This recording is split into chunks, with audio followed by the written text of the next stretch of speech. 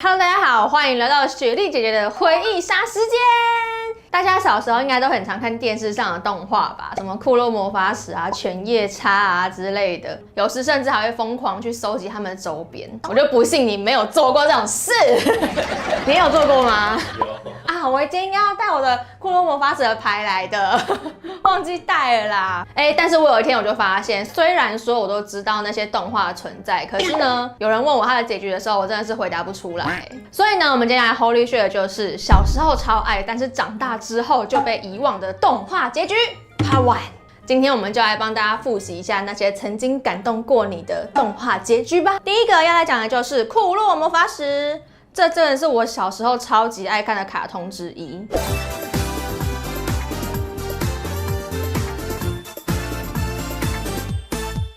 不觉得现在听到他们的那个音乐都会有一种我的童年回忆呀的那种感觉吗？就是会鸡皮疙瘩，然后想继续听下去。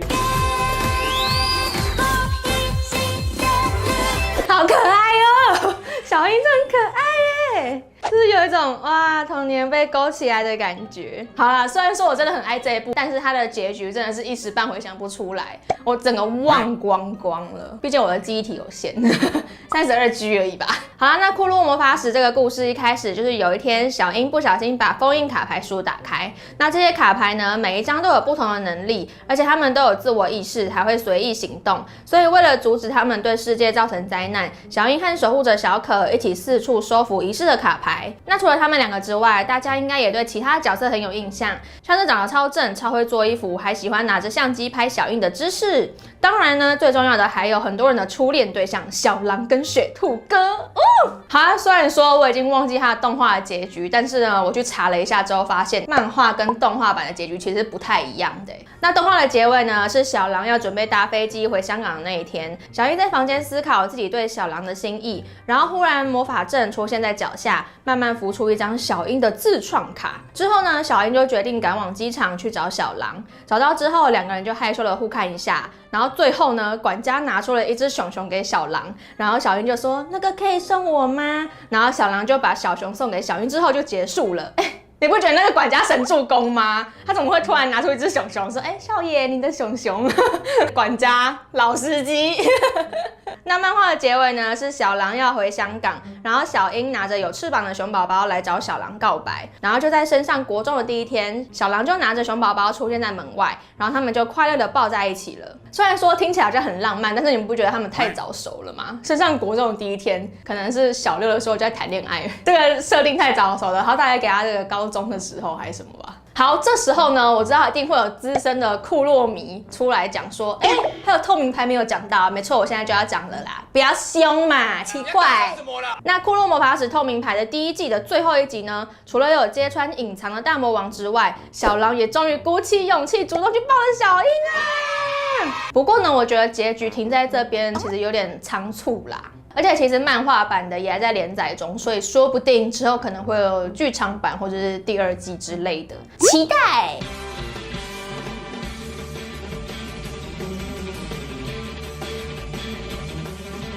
好啦，没错，接下来要来讲的就是玩偶游戏。说到玩偶游戏，就不得不提那只超强气的巴比特，平常就是负责吐槽搞笑啊，根本是玩偶游戏的吉祥物。但是呢，其实巴比特是动画的原创，原本的漫画是没有的哦。停！今天时间紧迫，废话不多说。那玩偶游戏的故事是在说童星沙男跟小鲜肉羽山秋人的校园爱情故事。突然想到他们在搬家家酒，然后果汁从鼻孔喷出来那段超好笑。他就说我爱扮妈妈。哎呀，你怎么把果汁从鼻孔喷出来嘛？秋人，你怎么把果汁从鼻子喷出来嘛？好啦，不过呢，玩偶游戏的漫画跟动画也是有不一样的地方。那动画的结局呢，就是羽山跟沙男两个人在顶楼的时候，羽山说话说到一半，突然一阵风吹来，沙子就飞到了他的眼睛里面。然后正当沙男要拿手帕给羽山的时候，羽山就快很准的给人家亲下去了。那漫画版的结局呢，是羽山因为手受伤，所以必须要飞到美国治疗。那过了很久，羽山回国之后，沙男跟一群好朋友在机场接他，然后下飞机之后，他们就去咖啡厅聊天叙旧。然后后聊到他的手伤治疗的怎么样的时候，雨山就说：“哦，没问题啊，还可以这样子，还就这样子摸了沙男的胸部。”然后他还呛人家什么这么平啊，他在美国遇到的女生胸部都很大。超级变态的，我觉得超好笑。然后之后呢，雨山跟沙男回到雨山家，然后一进门，雨山就从后面熊抱，告诉彼此有多思念对方。当然之后小两口也终于交往了，不过还是一样吵吵闹闹的就是了。其实这两个版本我比较喜欢漫画版的，我觉得动画就是有它动画的风格，所以就停在那个地方，就是还蛮合理的。可是就会觉得很空虚。但是漫画就是给你发糖给好给满，给你吃好吃满的感觉。你们比较喜欢哪个结局呢？好啦，接连说了2部少女动画，接下来我们来换换口味。中华一番之满汉传奇。没错，我们接下来要讲的就是中华一番小当家。说到这一部，想必大家都很熟悉它的配乐，还有各种用浮夸的神情和做法去凸显食物的美味，就是会让观众有一种不合常理，但是又会觉得哇哦好厉害的错觉。那故事的主线呢，是在说小当家为了成为特级厨师，离乡背井经济厨艺，在过程中认识了一些伙伴，然后也一边对抗了黑暗料理界，一边寻找传说中的厨具的故事。总之呢，这部作品就是在挑战各种物理常识，然后做出各种创意的唬烂料理。开箱每道料理的时候啊，荧光剂都是直接给它加到满，然后再加入一颗 disco ball， 这样打开才会 bling bling shine bright like a diamond。好啦，那说到这部动画的结局呢，动画的最后，小当家和阿飞又再度 PK 创意料理。当然呢，都来到最后一集了，获胜的名额当然要给主角的吧。那获胜之后呢，为了要提醒大家，小当家其实还没有收集到所有的厨具，所以厨具们呢就一起飞出来求关注。之后他们一行人奉皇上之命，一起出发去寻找剩下的厨具们。是不是听起来根本就还不算结局的感觉？没关系，因为今年1月终于出了第2季《真中华一番》。虽然说整个影片的解析度增加了不少，但是第2季的小当家不带着染了黑发，还学会用美图秀秀磨皮小逼脸，直接开到最强啊！不觉得整个味道就变了吗？这就不是之前看到的小当家啊。好啦，虽然说动画的结局还没有出现，但是漫画版的还是有的。所以呢，如果不想被爆雷的，大概跳到40秒之后吧。那漫画的结局也是小当家跟阿飞在决胜负，但是比完却是平手的状态。所以之后阿飞就放弃在宫廷担任大厨，决定把收藏在宫廷中的食谱送到民间，让更多平民百姓也可以吃得到。然后小当家听到阿飞的计划之后，就决定跟他一起踏上旅途。虽然说这个 ending 感觉很 peace， 但是如果是看不过瘾的人，应该会想说，他们这样子在民间也会发生什么事情吧？所以之后会不会又出了什么漫画啊之类的？好了，那下一个就是。等一下，上次看那个猎人他们都还在船上面呢，怎么会有结局呢？不晓得这辈子有没有机会等到，可能要等我的祖孙烧香给我才看得到了。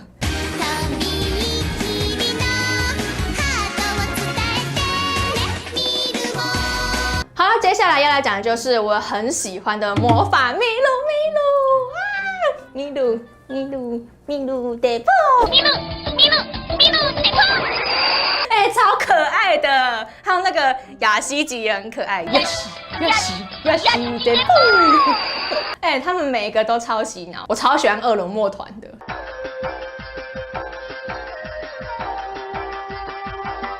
好啦，那这部动画大概是在讲说几个人类学生遇到了穿越精灵国度，从马克杯蹦到人类世界的精灵。现在回去看，我觉得每一个角色真的都是超可爱的，好怀念哦。还有那个屁犬。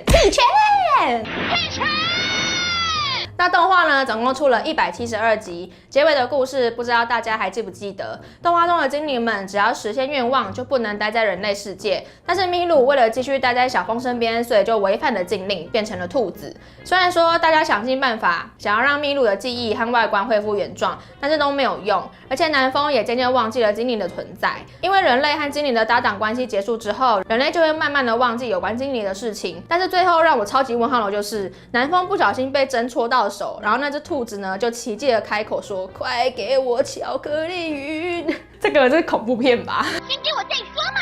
重点是呢，兔子变回咪鲁之后变得超级胖，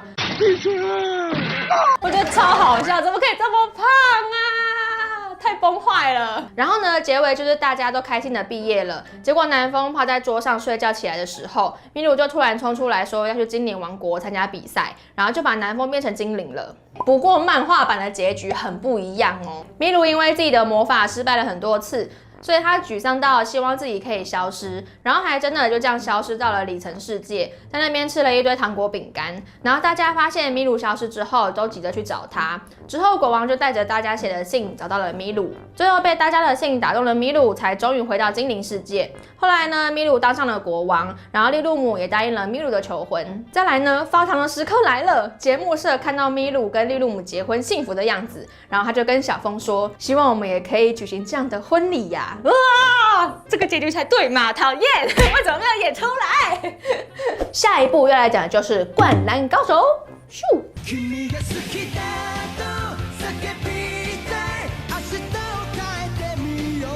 这部这么经典的动画，应该也是要提一下的吧？毕竟樱木花道跟流川枫是众多年轻人心中的偶像啊。那这部围绕在校园跟篮球的日本漫画，在1996年连载结束之后，故事的剧情就停在湘北和山王工业激战获胜之后，拍下了这张全队经典合照。然后接着对战爱河学院，在第3回合败给了他们。虽然说结局让非常多人很错愕，好像应该要看见湘北夺得冠军啊。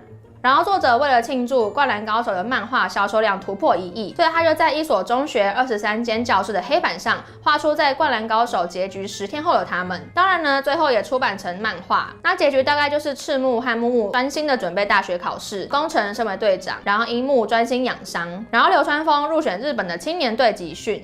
这个结局才算有给大家一个交代吧。那动画版的结局也是非常的奇特。因为呢，没有全国大赛这一段，等于是漫画后面直接就消失了，然后剧情就停在赤木大喊我们要称霸全国，然后就这样没了。我们要去称霸全国。没办法，因为那时候作者跟出版社协调失败嘛，所以只能这样子了。不过呢，好险在结束连载20几年之后，这部经典的剧作终于再度回归，即将拍成动画电影哦。相信全球粉丝应该都很期待，有生之年竟然有机会可以看到全国大赛片吧。它如果真的上映了，这个一定会爆红，因为很多人在等，到底什么时候才要出现？最后一个我们来说的就是犬夜叉。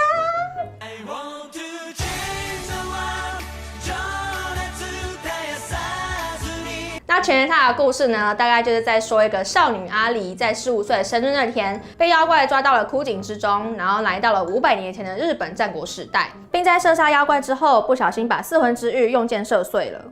然后碎片也散到各地，所以大概就是一群人收集4魂之玉碎片，然后打败妖怪奈落的故事。犬夜叉，给我坐下！那动画版的结局基本上跟漫画差不多，在犬夜叉打倒奈落之后，阿离回到了原本的世界。那因为任务结束，所以通往战国世界的井就关闭了，一直到了3年后的某天突然又打开。所以阿离和家人告别之后，就和犬夜叉共度了下半辈子。然后其他角色像是弥勒跟珊瑚就生了3个宝宝，然后琥珀呢成为独当一面的驱魔师，和云木一起驱魔。其实我觉得结局有带到每个角色都蛮棒的，但是呢，我觉得很遗憾的是，杀生丸竟然就只送了林一件和服，就这样没了。为什么？他不是也是一个 CP 吗？为什么又这样没了？是不是因为导演觉得杀生丸这个恋童癖，还是不要说得太清楚比较好？所以就这样子草草带过，就是等林长大之后再说喽。好啦，今天影片就到这边。说到动画的结局，真的是一集讲不够不知道以上的动画结局，大家最满意的是哪一部呢？那我们下次见喽，拜拜。